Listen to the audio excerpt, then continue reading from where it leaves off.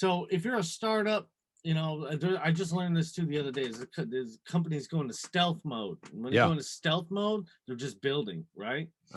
And some people will invest in early stage stealth mode companies. And some people won't do it unless you have a finished product, but you still need to present your idea. If you have your idea down and my recommendation is keep it simple.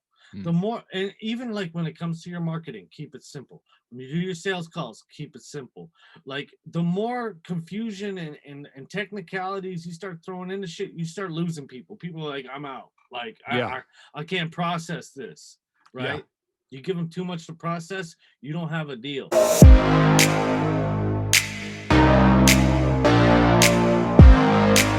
Billy, you're the founder and CEO of ChromeLeads. You're the host of New World Marketing Order Podcaster. You're an investor. Tons more, man. Thank you for your time. I appreciate it, dude.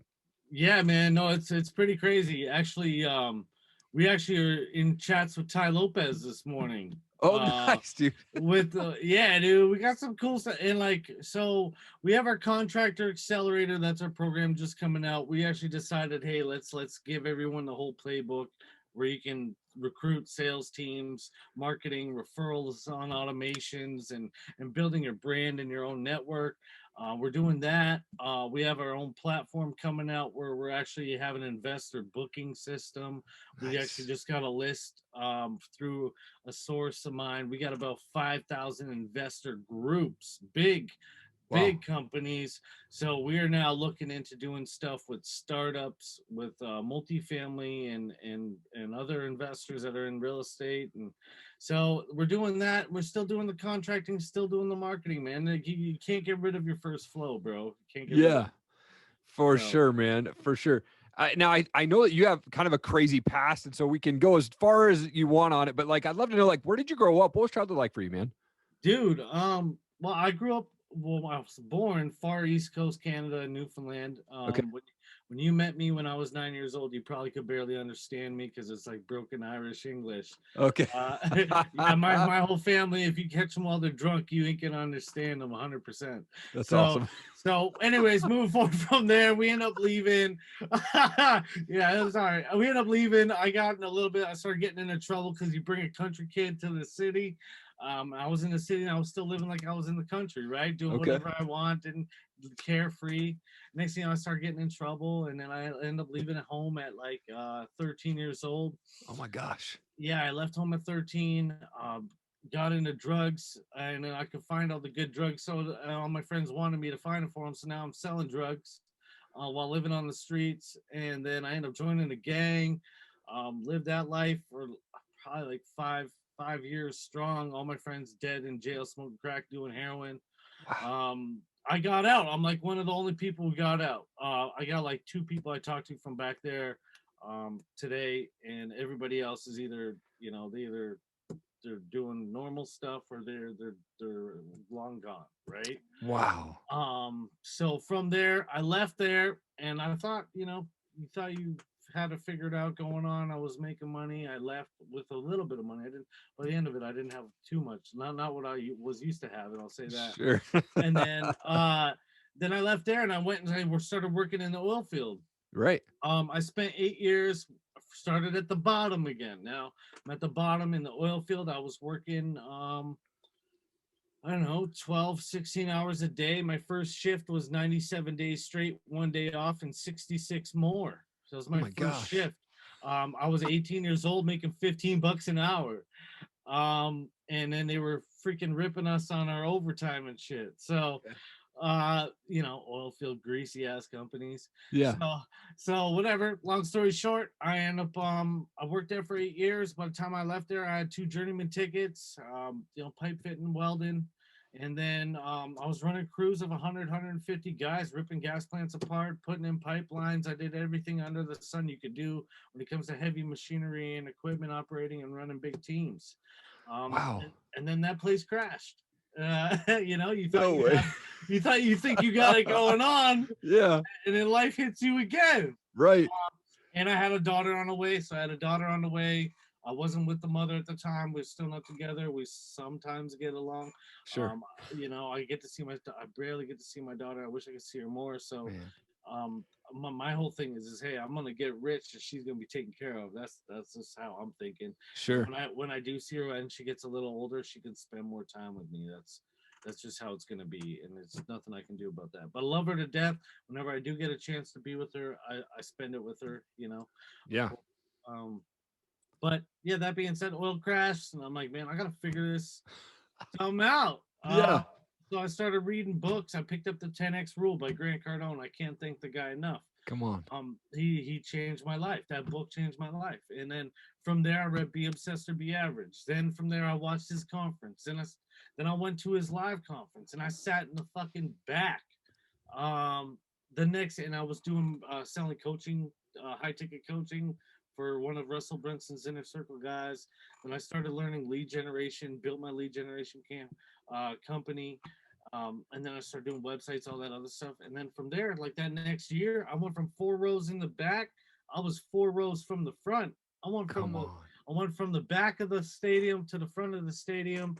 I was actually just at his office actually for his 10x Stages event. So Come on, dude. one of the biggest things I'm learning right now is presentations, speaking, helping people, just bring out the best in themselves. So, I'm consulting agencies that work with contractors now. I'm the main recruitment and CMO for a couple multi-million-dollar roofing companies. I'm flying down to go and help build more stronger roofing companies. Just signed on another one literally last week. So now I'm actually like, instead of selling the marketing packages, I'm like, getting involved in the business and getting a piece of the pie Yeah. while I'm also building this investor system, this thing is freaking nuts. This thing is insane. Within days, I'm already talking to some of the biggest CEOs of these other software startups. I got people coming on that want to use the same system, but we can flip it over for contractors for referrals from bigger real estate investors that need contractors to do their commercial properties or their portfolios that they're selling. They need to get those all up to date, so we can do that too. Yeah. So Wow. man, this is fucking crazy. Dude, it is nuts, man. Dude, that's so crazy. I love the speed that you're at, man, and where you're at today compared to where you were, man. You went through some crazy, scary times. Like, what is it that scares you today, though? Oh, fuck, I don't know. I don't really live on fear anymore. Yeah.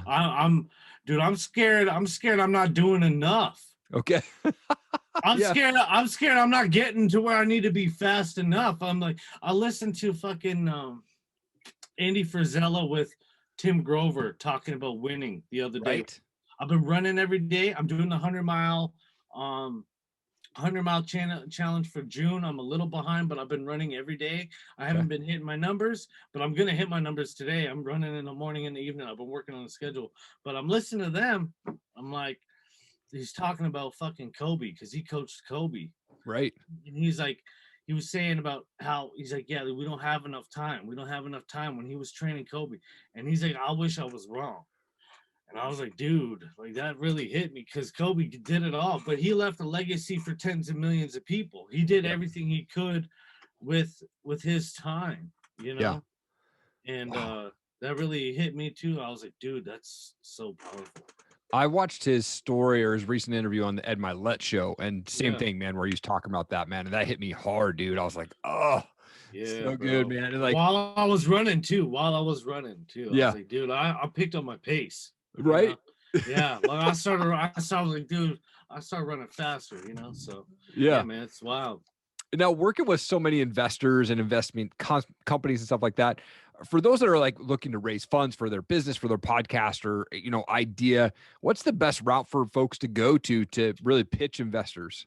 Dude, like fucking DMs, man. Really? Dude, like reach out. Like, what do you Yeah. got to lose? Right. You're gonna reach out to somebody if he's interested, if he has money. Okay, LinkedIn, Instagram. We have systems where we automate this outreach and the content. Okay, so Yeah. we get it by volume, dude. You won't even believe it. I'm gonna give you guys a little crazy nugget right now. You won't believe where I'm finding investors. Okay. fucking Quora, man. Quora. Really? The it's like Reddit sorta. Yeah. Yeah. And you go like where to look for investors, and like there's investors right there commenting that are looking. And if you got something like, so if you're a startup, I just learned this too the other day. There's companies going to stealth mode. When they go into stealth mode, they're just building, right? And some people will invest in early stage stealth mode companies, and some people won't do it unless you have a finished product. But you still need to present your idea. If you have your idea down, and my recommendation is keep it simple. The more, and even like when it comes to your marketing, keep it simple. When you do your sales calls, keep it simple. Like the more confusion and technicalities you start throwing into shit, you start losing people. People are like, I'm out. Like I can't process this, right? You give them too much to process, you don't have a deal. Man. Oh, that's good, dude. That's awesome, man. And I wanted to ask you too, because I know you're involved in real estate. Talk to me about Property Broncos. What is that? And where do you see the real estate market? I mean, I'm sure maybe it's different in Canada, but up here where I'm at, dude, it's crazy, man. The rates, the prices are high. There's very limited places to even buy in this area. Like, where do you see the market going, man? So, like, I'll tell you the truth, man. When I started Property Broncos, the guy I was learning from was a fucking fraud. Really? He's this guy's going to jail, bro. But I learned, and I learned what not to do. No way, dude. I didn't actually start getting back into real estate until this year. Okay. And my whole goal was to connect people. So this is what I'm doing right now. My goal right now is having, I have a base of investors that are looking for deals. And I'm building a strong investor list for not just for real estate, but for startups and also purchasing businesses. This is what I'm going for. I want to buy businesses, not just real estate. I want to buy businesses that will, maybe they're old business, they're just done running the business, and a new guy like me comes in with a bunch of money and says, hey, we'll buy you out of this thing. Say it's worth like a $10 million business. We'll buy you out this thing, 2.5, got my investor, we can lock in the deal and sign the contract. So that's my current thing, is I'm looking for that. And then we scale it up a bit and sell it with an exit plan. Okay. So that there is a way to leverage, if you're an investor, to leverage your money, or if you have somebody like me who knows where to find all these other deals, that's one route. Yeah. The next route is we actually have a couple grants for ads, and so we're getting seller leads for free, pretty much. Wow. So we get them seller leads. We sign a finder's fee deal. I'll find you a deal, not a problem. I'm getting the leads for free. You qualify, you close. We build a CRM. You close the deal. We get $1,000 check, $2,000 check, 10%, 20% of the deal, whatever we work out on that call. Yeah. Startup, same thing. You got a good product.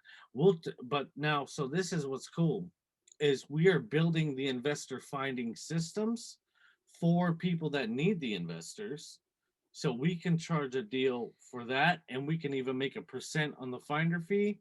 We can even also make a deal with the investor that wants the startup and sign a finder's fee and make one deal turn into two.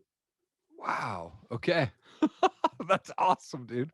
Yeah. That's so good, dude. It's trippy shit, right? But the housing market, from everybody that I know in the space. Now, I am not the biggest guy in the space. I'm not even nowhere near any of the big guys. Sure. But multi and mobile homes is where it's going. The middle class is being fucking murdered right now. Yeah. So you're either a hustler that's in the lower class trying to be a higher class person and trying to make it with this business stuff, or if you work in a middle class stuff and you just sticking to your 40 hours a week and then watching TV after work, you're fucked. Yeah. You're fucked. Inflation's fucking you right now. If you don't have some side hustle, if you don't have both of you and your wife working and you got kids, like I'm just saying, if it's not in you, you in some trouble. Yeah. Oh man, it is crazy, dude. And for me, I'm waking up at 4 a.m. 6 days a week, putting time in for my podcast. And I remember. Oh man, yeah, dude. And I this year, 2021, I actually made more online than I have like the previous 5 years in just the last few months. And I Congrats. was like, dude, I'm this year, 2021, I am going to take my podcast. I'm taking my online income to a whole freaking new level, man. And I started changing my mindset, vision wall, all that stuff, man. And it's working, it's manifesting, man. And dude, I'll tell you, dude, I'm like in that, I don't know if I'm middle class, but I, you know, my wife stays home. She works harder than me with being the mom and the kids and running them all over and volunteering in schools and stuff like that. So it's just my income. So I'm like, dude, my one income for my full-time gig, unfortunately, that doesn't pay for everything. So I'm like, all right, now it's side hustle time, man. It's time to work my way out of that 9 to 5, you know? Yeah, dude. And we actually just came across, we got hooked up with like 5,000 groups of big investor companies. Okay. And like, I'm telling you, outside of our system that we were already, well, it's built, but we were already starting to roll out to other businesses. Yeah. This here was literally the cherry on top, and we have some of the best data scraping tools out there. I can find anybody's mother if I want online right now.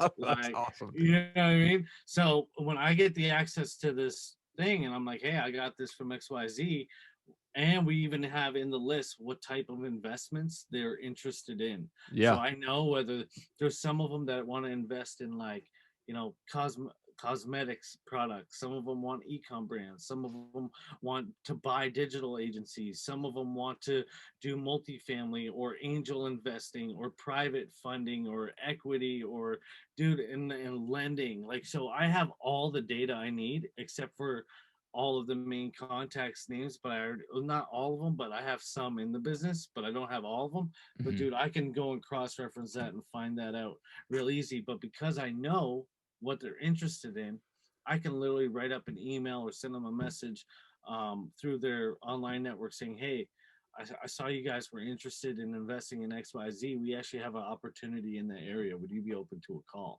And I just sparked that conversation. What do you think he's going to say? Right. Yeah, of course I'm open to a call. I want to invest in that stuff. Totally. So, man, that's so good. Right. I'm surprised there might be people here that might want to, you know, invest in growing podcasts soon. You never know. Never know, man. Absolutely. I mean, talking about podcasts, you've got your podcast, the New World Marketing Order, such a great show. I mean, you've had a lot of awesome guests like Mike Young and Zach Babcock, tons more, man. How has having your podcast helped your business?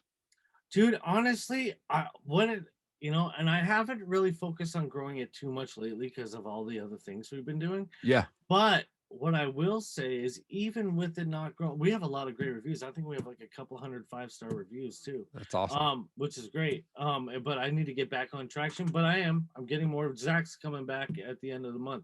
We're gonna talk about his Convicted Life podcast he just done. Yeah, totally. Yeah, no, that's cool. So what it has done though is it's gotten people to get to know who I am and listen to my stance on my views and my personality. And that there has and I literally had a guy pay me like 10 grand like not too long ago. He's like, dude, I'll listen to your podcast. I'm like, you guys are my kind of people. And he paid me because he listened to what I was doing. Because I wasn't even promoting the thing. It was some of my older shows. And it was the fact that he got to know who I was. Because you can't really portray as much as you want to portray on your fucking social medias, right? Like, totally. Because as soon as you start saying some stuff, it's just a nightmare. But you can bring that to your own podcast. That's stuff that you can't say. You can bring that to podcasts 100%. And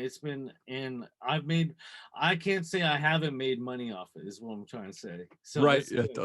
I've made money, and it's not even just about the money. It's connected with me, with people. Yep. For sure. And I've even had a couple random DMs from some people that have been working with me. So okay. It's cool. So it's great. Yeah, I love it, man. And number one, I'm fascinated with people's stories and talk with awesome people like yourself. But it's opened up so many doors of just deep relationships, man, of not only networking, but like opening doors for other opportunities. Been blessed to, you know, go to big events and, you know, things like that, man. So I love that side of it. Yeah, no, and actually, I'm actually invited. I'm going to an event here. I think the ticket's like 10K, and I got a free ticket because people just are learn. When you do the work and you get the momentum and you do the work and people see you showing up every day, people fucking see it. Yep. They see it. There's no not seeing it. People know I'm there every day. And when people know when I'm not posting online, they know I'm working. Yep. Yep. Because I post about working. I show them me doing the work. And the everyone wants to know the magic bullet. And if anybody wants to know the magic bullet, it's called doing the work. You're getting up at 4 a.m. yourself every day Yes. doing the Yep. work. But guess what? It's not a sacrifice, it's an investment to do the work, to do the things that the other people won't do. Yes. Oh man, it's so good, dude. So good. Yeah. What are you most excited about for 2021, man?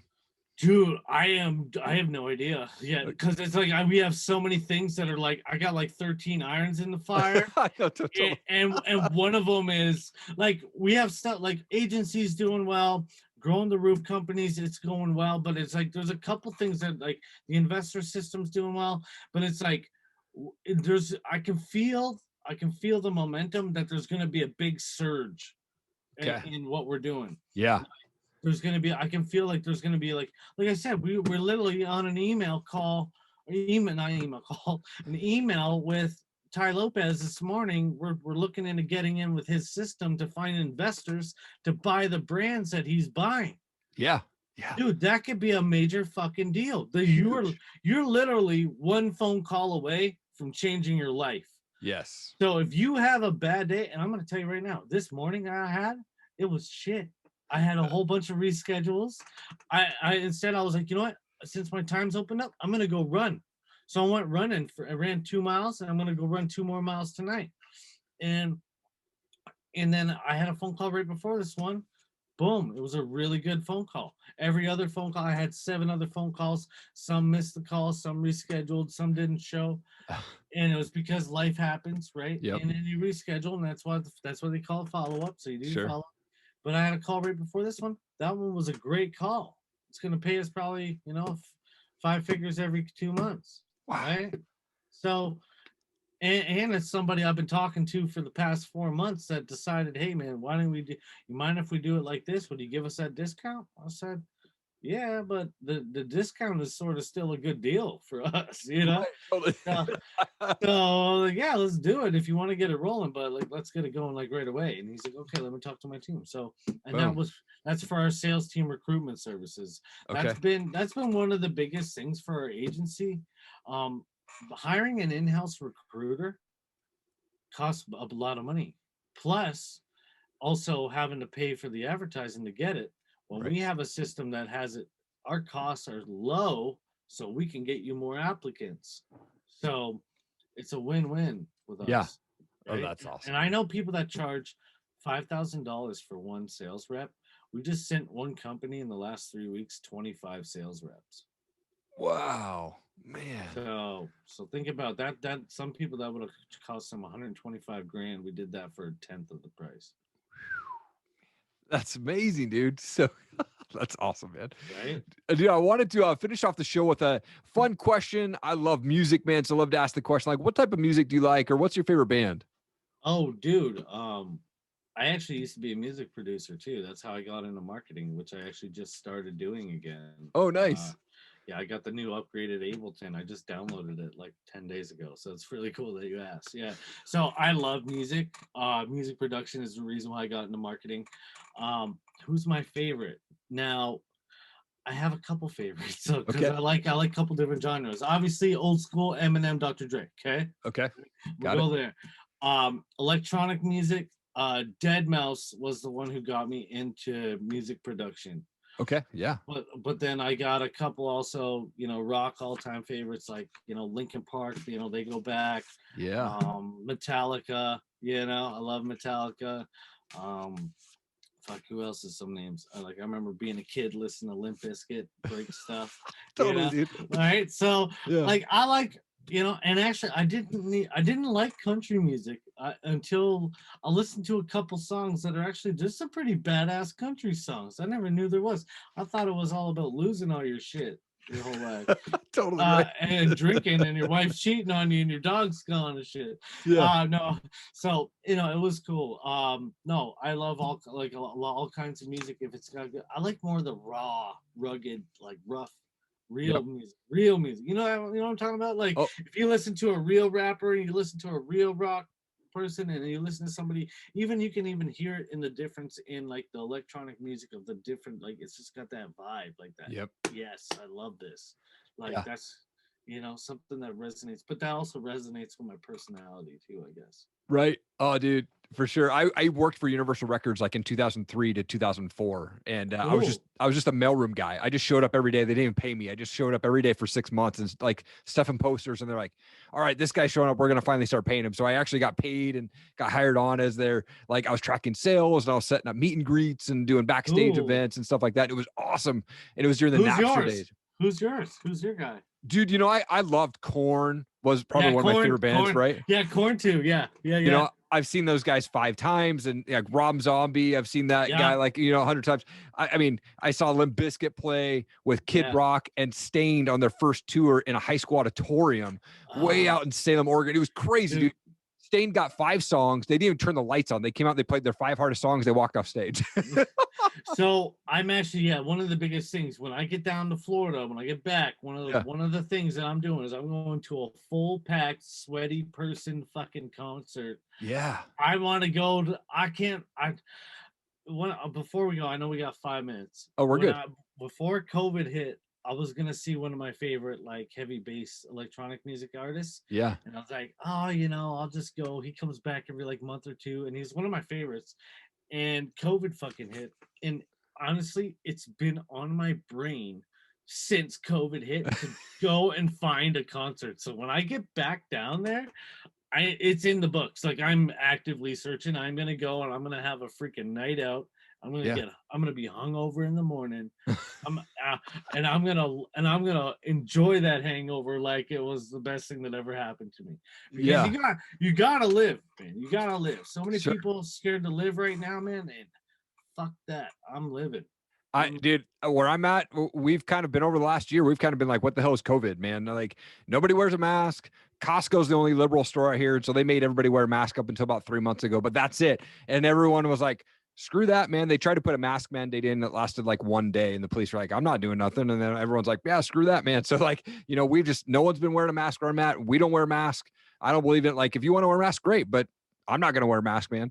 And so it's just one of those things. And out here, and I miss live music though, man. And like even up here, man, they now open up like Live After 5, which is a concert series out here, man. I'm super pumped to see the concerts come back through town, man. It's so good, dude.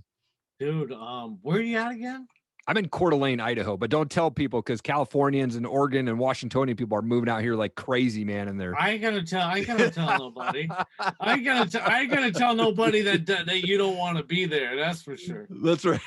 We call it "Don't Californicate Idaho," man, because it's they're coming up here in droves. Dude. I think they're saying that everywhere now. Don't California us, you know what I mean? So, yeah. And Canada's pretty bad, so I'm just hoping by the time I come back to get their shit figured out. Yeah. Oh man, dude, Billy, such an honor to have you on my show, man. Thank you so much for sharing your insights, your story, dude. I think you're an absolute world changer. I'm just like excited to see your success in 2021, man. Thank you again for coming on the show. Dude, not a problem. What's going on? Thank you so much for watching the show. I really appreciate it. Hey, I just wanted to do a quick introduction. If you've not seen my show or you don't know the services that I offer, I wanted to drop them to you right now. One, I do voiceover work. So if you're looking for a voiceover person to cover your motivational videos, or maybe it's Kickstarter videos or whatever it is, let me know. I'm more than happy to help you out there. I also work with brands on brand and product videos. So they'll send me their products to do reviews or box openings. Let me know. I'd love to work with you on your product as well and help you get that product out there.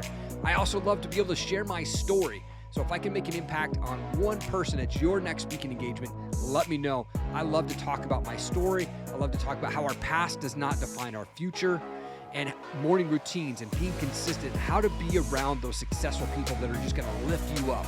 Let's chat about having me speak at your next event. Let's make it happen. Again, thank you so much for checking out this show. Check out ericallenmedia.com. Really appreciate your time. Have an awesome day.